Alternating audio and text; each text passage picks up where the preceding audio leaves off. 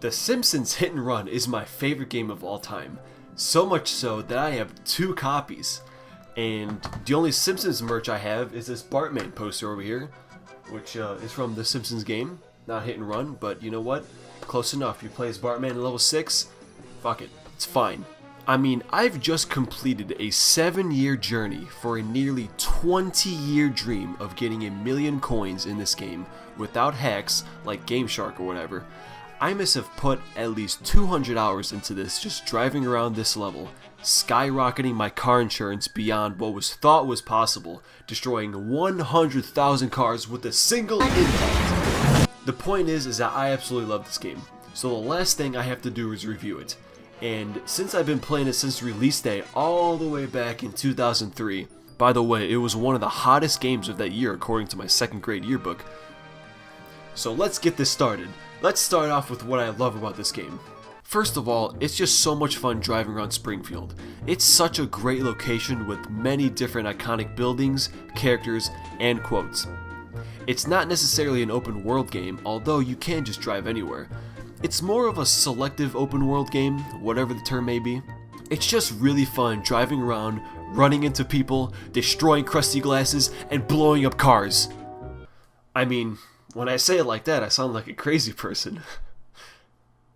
But it's true. That's why I love this game, and that's why it's still alive today. And with the Donut team adding their own levels, which is so cool, it's just because this game is so fun to just go around.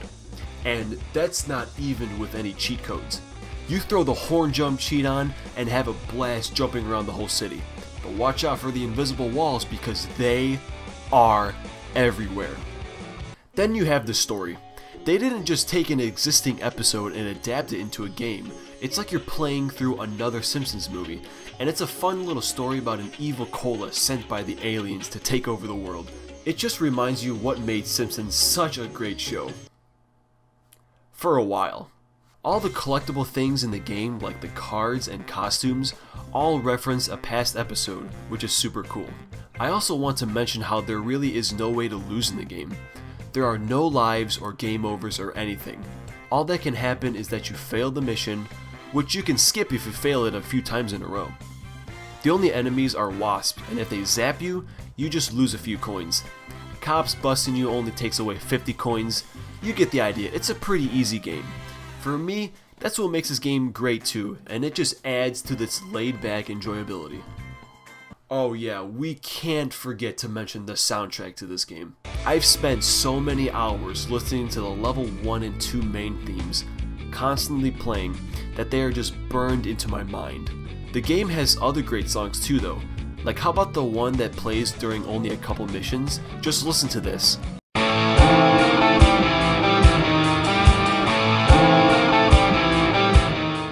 I mean, how cool is that?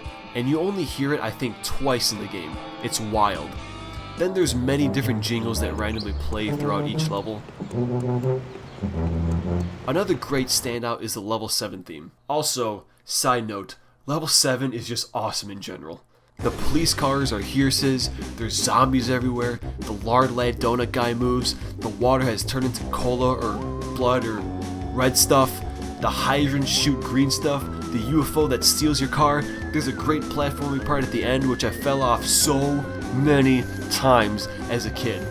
You can hear the ghost kids in the playground.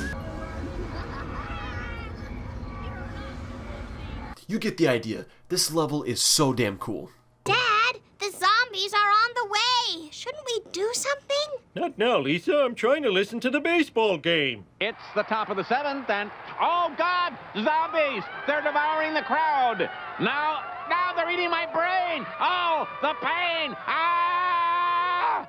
Okay, so as much as I love this game, there are definitely some problems with it. First of all, the destroyer of many great games, a time limit. There's a lot of repeated content in the game. Most gags are the exact same with maybe 1 or 2 added ones each level revisit.